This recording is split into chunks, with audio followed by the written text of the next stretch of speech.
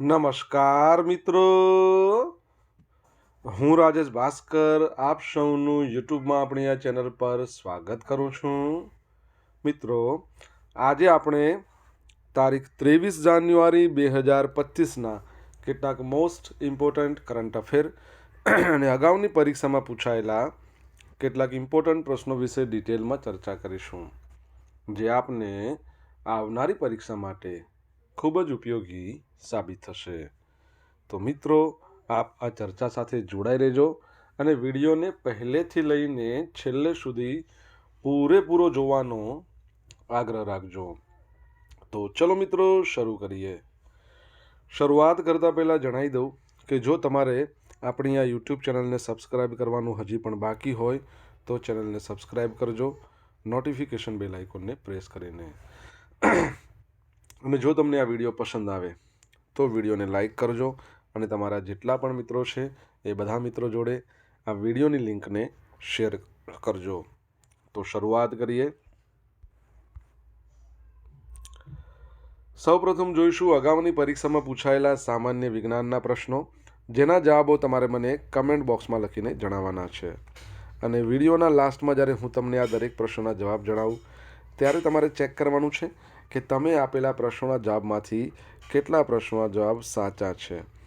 અને જેટલા પણ પ્રશ્નોના જવાબ સાચા હોય એનો આંકડો તમારે કમેન્ટમાં લખવાનો છે કે 10માંથી આટલા સાચા છે. હવે ડેલી જીકે ટેસ્ટમાં આપણે રોજ 10 પ્રશ્નો પૂછીએ છીએ, એમાંથી 5 પ્રશ્નો સામાન્ય વિજ્ઞાનના છે. બાકીના જે 5 પ્રશ્નો છે એ ભારતના મહાનુભાવો. એકચ્યુઅલી અહીંયા 2-3 દિવસથી રહી જાય છે. એકચ્યુઅલી આ ઇતિહાસના પ્રશ્નો છે. ઓકે, તો તમે તમારા આન્સર આપવાની છે કમેન્ટ બોક્સમાં અને હું આજના કરંટ અફેરનો પ્રથમ પ્રશ્ન છે એની શરૂઆત કરું છું. આજનો પ્રથમ પ્રશ્ન છે કે ભારતની સૌથી મોટી રોબોટિક્સ સ્પર્ધા રોબોફેસ્ટ ગુજરાત 4.0નો ગ્રાન્ડ ફિનાલે ક્યાં યોજાશે? તો જવાબ આવશે ગુજરાત સાયન્સ સિટી ખાતે. આપણી જે સાયન્સ સિટી આવેલી છે ને ત્યાં. તો Gujarat council on science and technology એના દ્વારા આયોજિત ભારતની સૌથી મોટી આ જે રોબોટિક સ્પર્ધા છે રોબોફેસ્ટ ગુજરાત 4.0 એનો ગ્રાન્ડ ફિનાલે છે એ 21થી લઈને 24મી જાન્યુઆરી 2025 દરમિયાન ગુજરાત સાયન્સ સિટી અમદાવાદ ખાતે યોજાશે. એટલે કે અત્યારે ચાલુ થઈ ગયો છે. હવે ગુજરાત સરકારના વિજ્ઞાન અને ટેકનોલોજી વિભાગના અગ્ર સચિવ શ્રી આ પ્રતિષ્ઠિત વૈજ્ઞાનિક કાર્યક્રમનું ઉદ્ઘાટન કરશે. આ રાષ્ટ્રીય કક્ષાની ઇવેન્ટ નવીનતા, ટેકનોલોજી, સર્જનાત્મકતાની ઉજવણી છે, જે સમગ્ર ગુજરાતમાંથી 5000થી વધુ વિદ્યાર્થીઓને રોબોટિક્સમાં અદ્યતન પ્રગતિના સાક્ષી બનશે. વિદ્યાર્થીઓને 7 કેટેગરીમાં આ રોબોટિક સ્પર્ધામાં ભાગ લઈ રહ્યા છે. Hexapod robot, rover, swarm, 2 wheeled self balancing robot, fun robotics, submarine, under water robots, application આધારિત રોબોટ્સ. દરેક કેટેગરી વાસ્તવિક દુનિયાની સમસ્યાઓને ઉકેલવા રોબોટિક્સની એપ્લિકેશનને હાઇલાઇટ કરે છે અને હેન્ડ્સ ઓન લર્નિંગને પ્રોત્સાહન આપે છે. રોબોફેસ્ટ ગુજરાત 4.0 એ ભારતના રોબોટિક્સ લેન્ડસ્કેપમાં પરિવર્તનશીલ પ્રવાસનું પ્રતિનિધિત્વ કરે છે, જે સ્ટેમ ક્ષેત્રોમાં ભાવિ નેતાઓને ઉછેરવા માટે ગુજકોસ્ટના વિઝનને સાકાર કરે છે. સ્ટેમ તમને ખબર છે સ્ટેમનું ફૂલ ફોર્મ થાય છે? તમને આવડતું હોય તો કમેન્ટ બોક્સમાં લખીને જણાવો સ્ટેમનું ફૂલ ફોર્મ શું થાય છે. સેકન્ડ પ્રશ્ન, ભારતમાં દર વર્ષે પરાક્રમ દિવસ ક્યારે મનાવવામાં આવે છે? તો 23મી જાન્યુઆરી નેતાજી સુભાષચંદ્ર બોઝ છે એમનો જન્મદિવસ, જેને ભારતમાં ઉજવીએ છીએ આપણે પરાક્રમ દિવસ. તો સુભાષચંદ્ર બોઝની જન્મ જયંતિને દર વર્ષે પરાક્રમ દિવસ એટલે કે હિંમતનો દિવસ તરીકે ઉજવવામાં આવે છે. સુભાષચંદ્ર બોઝ એક ભારતીય રાષ્ટ્રવાદી અને ભારતના સૌથી લોકપ્રિય સ્વાતંત્ર્ય સેનાની હતા. તેમનો જન્મ 23 જાન્યુઆરી 1897ના રોજ કટક, ઓડિશામાં એક સંપન્ન પરિવારમાં થયો હતો. તેમના પિતાનું નામ જાનકીનાથ બોઝ અને માતાનું નામ પ્રભાવતી દત્ત બોઝ હતું. નેતાજી સુભાષચંદ્ર બોઝની ભારતીય રાષ્ટ્રીય સેના આઝાદ હિન્દ ફોજ તરીકે પણ જાણીતી હતી. 1942ની શરૂઆતમાં ભારતીય સૈનિકો દ્વારા જર્મનીમાં તેમને નેતાજીનું બિરુદ આપવામાં આવ્યું હતું. ત્યારથી જ તેઓ લોકોમાં નેતાજી તરીકે જાણીતા છે. તમને ખબર છે ને એમણે કહ્યું હતું કે તુમ મુझे ખૂન દો મેં તુમ્हें આઝાદી દૂંગા, ચલો દિલ્હી, આ બધા નારા એમણે આપેલા છે. અને નેતાજી સુભાષચંદ્ર બોઝ છે, એમને 18મી ઓગસ્ટ 1945ના રોજ તાઇવાનમાં વિમાન દુર્ઘટનામાં અવસાન થયું હતું. 23 જાન્યુઆરી 2025ના રોજ નેતાજી સુભાષચંદ્ર બોઝની 128મી જન્મ જયંતિની ઉજવણી થઈ રહી છે. આજે 128મી જન્મ જયંતિ છે. તમને ખબર છે એમના નામ પર આપદા પ્રબંધન પુરસ્કાર આપવામાં આવે છે. ગયા વર્ષે 2024માં કોને આપવામાં આવ્યો? તમને જો આન્સર આવડતો હોય તો કમેન્ટ બોક્સમાં લખીને જણાવી શકો છો. શ્રી અશ્વિની વૈષ્ણવે દાવોસમાં વર્લ્ડ ઇકોનોમિક ફોરમ 2025માં ભાગ લેશે. તો કેન્દ્રીય રેલવે મંત્રી કહો, માહિતી અને પ્રસારણ મંત્રી કહો, ઇલેક્ટ્રોનિક્સ અને ઇન્ફોર્મેશન ટેકનોલોજી મંત્રી કહો, તો શ્રી અશ્વિની વૈષ્ણવે દાવોસમાં વર્લ્ડ ઇકોનોમિક ફોરમ 2025માં ભાગ લેશે. વર્લ્ડ ઇકોનોમિક ફોરમમાં સર્વસમાવેશક વૃદ્ધિ, સામાજિક, ભૌતિક, ડિજિટલ ઇન્ફ્રાસ્ટ્રક્ચરમાં રોકાણ વિશે તથા ટેકનોલોજીનું લોકશાહીકરણ કરવા વિશે વિસ્તૃત ચર્ચા થશે. કેન્દ્રીય મંત્રી શ્રી અશ્વિની વૈષ્ણવે દાવોસમાં આયોજિત વર્લ્ડ ઇકોનોમિક ફોરમ 2025માં એમની વિદાય અગાઉ ભારતના પ્રધાનમંત્રી શ્રી નરેન્દ્ર મોદીના નેતૃત્વમાં ભારતની પરિવર્તનશીલ ડિજિટલ સફરમાં વૈશ્વિક રસ પર ભાર મૂક્યો હતો. વર્લ્ડ ઇકોનોમિક ફોરમ 2025 એમાં ભારતની ભાગીદારીનો ઉદ્દેશ એ છે કે ભાગીદારીને મજબૂત કરવાનો, રોકાણ છે એને આકર્ષવાનો, દેશને સ્થાયી વિકાસ, ટેકનોલોજીકલ નવીનતામાં વૈશ્વિક નેતા તરીકે સ્થાપિત કરવાનો છે. ઓકે, વર્લ્ડ ઇકોનોમિક ફોરમ એની જો આપણે વાત કરીએ તો 1971માં એની સ્થાપના થઈ. એના ચેરમેન અને સ્થાપક છે ક્લાઉસ ક્લોબ અને એનું હેડક્વાર્ટર તમારે જણાવવાનું છે કઈ જગ્યાએ આવેલું છે. કમેન્ટ બોક્સમાં લખીને જણાવો. મિત્રો, વિડીયો પસંદ આવ્યો હોય, ભણવાની મજા આવી હોય તો વિડીયોને લાઇક કરો, તમારા મિત્રો જોડે વિડીયોની લિંકને શેર કરો. આપણી બંને યુટ્યુબ ચેનલ રાજેશ ભાસ્કર 2 બંનેને સબસ્ક્રાઈબ કરો, નોટિફિકેશન બેલ આઇકોનને પ્રેસ કરીને. જો તમારે ડેલી કરંટ અફેરની પીડીએફ જોઈતી હોય તો આપણી જે ટેલિગ્રામ ચેનલ છે એને જોઈન કરો. ડેલી કરંટ અફેરની પીડીએફ તમને મળશે, સાથે સાથે તમને પોલ્સ પણ રમવા મળશે. ઓકે,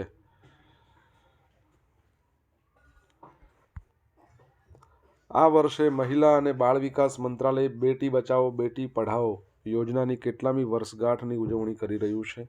તો 10મી વર્ષગાંઠ. 10 વર્ષ પૂરા થયા છે આ યોજનાને લોન્ચ થયે. પ્રધાનમંત્રી નરેન્દ્ર મોદીએ 22 જાન્યુઆરી 2015ના રોજ હરિયાણાના પાણીપતમાં બેટી બચાવો બેટી પઢાઓની શરૂઆત કરી હતી, જેનો ઉદ્દેશ ભારતમાં લિંગ અસંતુલન અને ઘટી રહેલા બાળ લિંગ પ્રમાણ CSRની મહત્વપૂર્ણ સમસ્યાનું સમાધાન કરવાનો હતો. આ વર્ષે મહિલા અને બાળ વિકાસ મંત્રાલયે બેટી બચાવો બેટી પઢાઓ યોજનાની 10મી વર્ષગાંઠની ઉજવણી કરી રહ્યું છે, જે ભારતમાં બાળકીઓની સુરક્ષા, શિક્ષિત સશક્તિકરણ માટે અવિરત પ્રયત્નોના એક દાયકાને ચિહ્નિત કરે છે. હવે મિત્રો, આજે સમારંભ છે 22 જાન્યુઆરી 2025ના રોજ જે નવી દિલ્હીમાં વિજ્ઞાન ભવન છે ત્યાં શરૂ થયો, જેમાં કેન્દ્રીય સ્વાસ્થ્ય અને પરિવાર મંત્રાલયના મંત્રી છે JP નડ્ડા, કેન્દ્રીય મહિલા અને બાળ વિકાસ મંત્રી છે શ્રીમતી અન્નપૂર્ણા દેવી, ગુજરાતના તો ભાનુબેન બાબરિયા છે. આ ઉપરાંત રાજ્યમંત્રી શ્રીમતી સાવિત્રી ઠાકુર છે એ ઉપસ્થિત રહ્યા હતા. 10મી વર્ષગાંઠની ઉજવણી 22 જાન્યુઆરીથી ચાલુ થઈ છે, 8મી માર્ચ સુધી ચાલશે. 8મી માર્ચ તમને ખબર છે આંતરરાષ્ટ્રીય મહિલા દિવસ, ત્યારે તે સમાપ્ત થશે.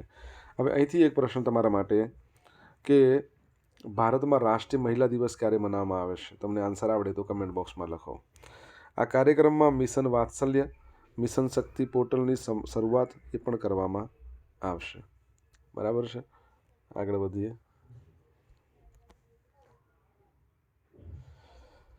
દેશનો પ્રથમ વર્ટિકલ લિફ્ટઅપ બ્રિજ કયા રાજ્યમાં બનાવવામાં આવ્યો છે?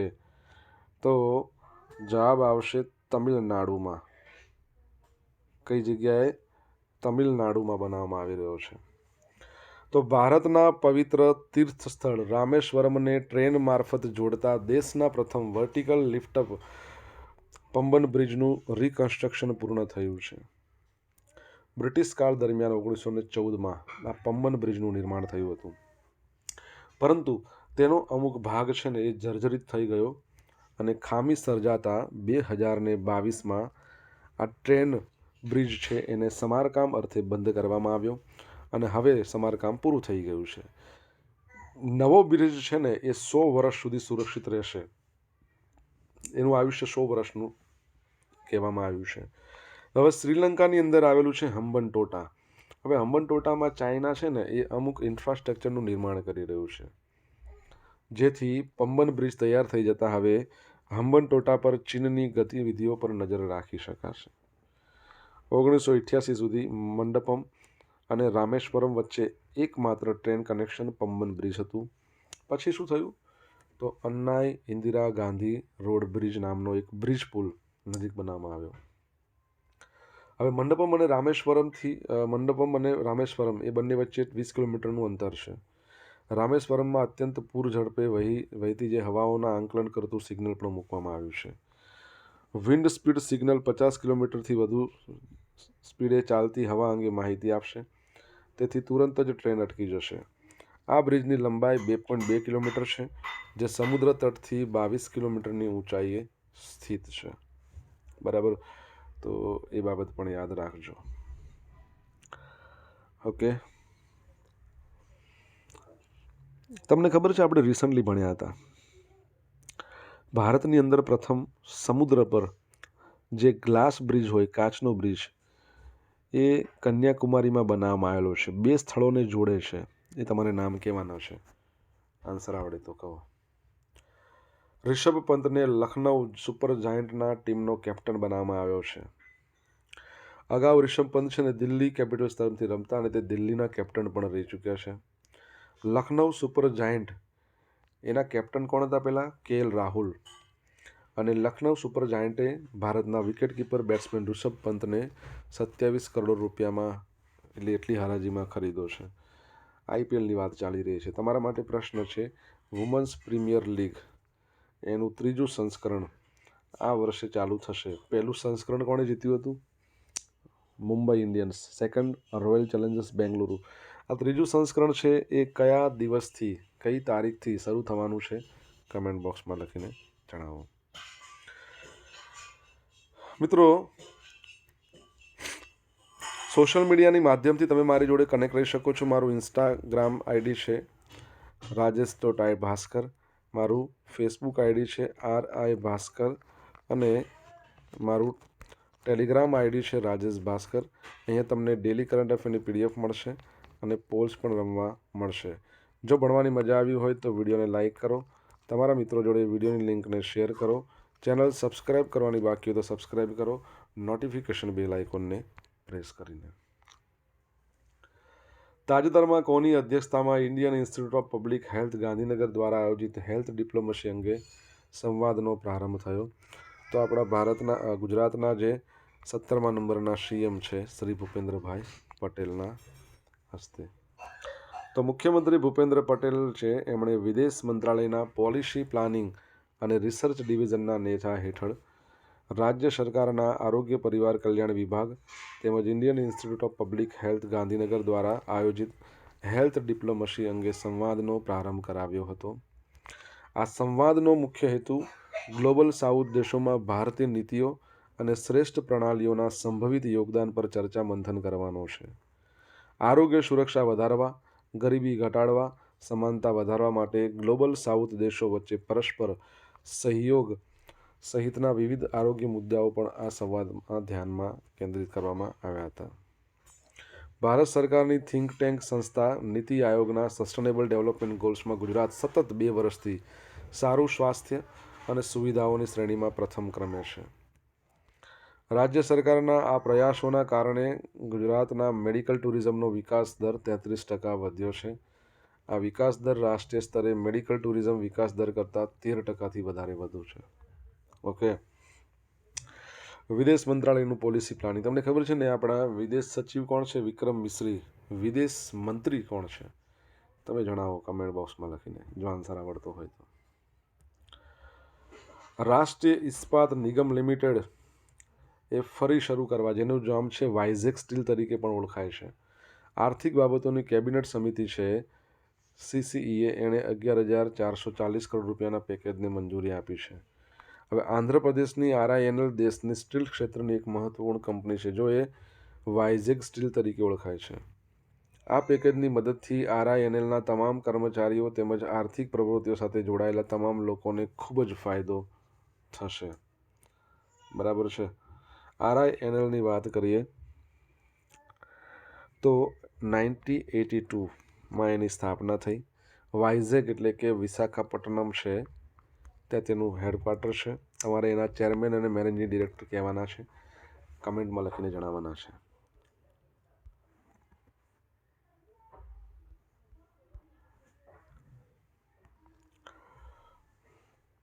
હવે જોઈશું અગાઉની પરીક્ષામાં પૂછાયેલા સામાન્ય વિજ્ઞાનના પ્રશ્નો. પહેલો પ્રશ્ન, નીચે પૈકી કઈ રાંધણ પદ્ધતિ ભેજયુક્ત ગરમીની રાંધણ પદ્ધતિ નથી? તો તળવું. ખાદ્ય પદાર્થોની જાળવણી માટે નીચેના પૈકી કઈ રીત સાચી નથી? વરાળથી બાફવું. દૂષિત પાણીથી નીચેના પૈકી કયો રોગ થતો નથી? ક્ષય, TB. કઠોળને ફણગાવવાના કયા લાભો છે? વિટામિન C અને B સમૂહના વિટામિનનું પ્રમાણ વધે છે. યસ. ખોરાકના રંગ, સ્વરૂપ અને સોડમમાં સુધારો થાય છે. ખાદ્ય વાનગીઓમાં ઝેરી પદાર્થો નિષ્ક્રિય બને છે, એટલે બધું જ આવશે. એસિડની હાજરીમાં સુક્રોઝનું ગ્લુકોઝ અને ફ્રુક્ટોઝમાં વિઘટન થવાની ક્રિયાને શું કહે છે? તો ઇન્વર્ટેજ. બરાબર છે. હવે જોઈશું અગાઉની પરીક્ષામાં પૂછાયેલા ભારતના મહાનુભાવોના પ્રશ્નો. પહેલો પ્રશ્ન, સૌરાષ્ટ્ર ખાલી જગ્યાના રોજ અમલમાં આવ્યું. ક્યારે? 15મી ફેબ્રુઆરી 1948. ગુજરાતના કયા શાસકે મોહમ્મદ ઘોરીને મોટી હાર આપી જ્યારે 1178માં ગુજરાત પર ચડાઈ કરી હતી? તો ભીમ બે. 1731માં સરસેનાપતિ ત્રૈંબકરાવ દાભડે અને બાજીરાવ પેશવા વચ્ચે યુદ્ધ ક્યાં થયું હતું? ડભોઈમાં. ગુજરાતના બહાદુર શાહના દરબારના સંગીતકાર કે જેમને બહાદુરી રાગની રચના કરી, એમનું નામ? બૈજુ. નીચેનામાંથી કયા મંદિરો સોલંકી કાળના નથી? તો ગોપનું મંદિર. હવે મિત્રો જોઈશું ગઈકાલે પૂછેલા પ્રશ્નો. જ્યાં પહેલો પ્રશ્ન, તાજેતરમાં કોણે નવસારી મહાનગરપાલિકાના લોગોનું અનાવરણ કર્યું? CR પાટીલે. તાજેતરમાં કયા સ્થળે હિન્દુ આધ્યાત્મિક સેવા મંડળનું આયોજન કરવામાં આવ્યું છે? તો અમદાવાદ. હવે મિત્રો જોઈશું આજે પૂછેલા પ્રશ્નોના જવાબ. પહેલો પ્રશ્ન, સ્ટેમનું ફૂલ ફોર્મ શું થાય? તો science, S for science, T for technology, E for engineering, M for mathematics. Second પ્રશ્ન, આપદા પ્રબંધન પુરસ્કાર 2024 ઉત્તર પ્રદેશની હોસ્પિટલ છે લખનઉની 60 પેરાસૂટ ફિલ્ડ હોસ્પિટલ. ત્રીજો પ્રશ્ન, વર્લ્ડ ઇકોનોમિક ફોરમ એનું હેડક્વાર્ટર ક્યાં આવેલું છે? તો કોલોની. ચોથો પ્રશ્ન, રાષ્ટ્રીય મહિલા દિવસ ક્યારે મનાવવામાં આવે છે? 13મી ફેબ્રુઆરીના રોજ. પાંચમો પ્રશ્ન, સમુદ્ર પર પ્રથમ બ્રિજ આપણા ભારતની અંદર એ પણ ગ્લાસનો બ્રિજ. તો એક તો છે વિવેકાનંદ રોક મેમોરિયલ, ત્યાંથી લઈને તિરુવલ્લુવર એના વચ્ચે છે. વુમન્સ પ્રીમિયર લીગ 14મી ફેબ્રુઆરીથી શરૂ થશે. આપણા વિદેશ મંત્રી છે હાલમાં ડૉક્ટર જયશંકર, S જયશંકર. અને ચેરમેન મેનેજિંગ ડિરેક્ટર RINLના કોણ છે? અજીત કુમાર સક્સેના. કોણ છે? અજીત કુમાર સક્સેના. હવે મિત્રો જોઈશું ગઈકાલના કરંટ અફેરમાંથી પૂછેલા કેટલાક ઇમ્પોર્ટન્ટ પ્રશ્નો, જેના જવાબો તમારે કમેન્ટ બોક્સમાં લખવાના છે. પહેલો પ્રશ્ન, ફાર્મર રજિસ્ટ્રી પોર્ટલ પર ખેડૂતોની નોંધણીમાં ગુજરાત સમગ્ર દેશમાં કયા નંબર પર છે? જવાબ આવડે તો કમેન્ટમાં લખો.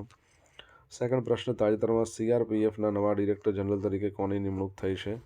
જો જવાબ આવડે તો કમેન્ટ બોક્સમાં લખીને જણાવજો. તો મિત્રો આ હતા આજના દિવસના કેટલાક મોસ્ટ ઇમ્પોર્ટન્ટ કરંટ અફેર સાથે આપણે જોયું અગાઉની પરીક્ષામાં પૂછાયેલા ઇમ્પોર્ટન્ટ પ્રશ્નો એના જવાબોની સાથે. આશા રાખું બધાને ભણવાની મજા પડી હશે. મજા પડી હોય તો વિડીયોને લાઇક કરો, તમારા મિત્રો જોડે વિડીયોની લિંકને શેર કરો. આપણી બંને યુટ્યુબ ચેનલ રાજેશ ભાસ્કર 2ને સબસ્ક્રાઈબ કરો, નોટિફિકેશન બેલ આઇકોનને પ્રેસ કરીને. તો મિત્રો thank you so much for watching this video. Have a nice day. Jai Hind, જય ભારત.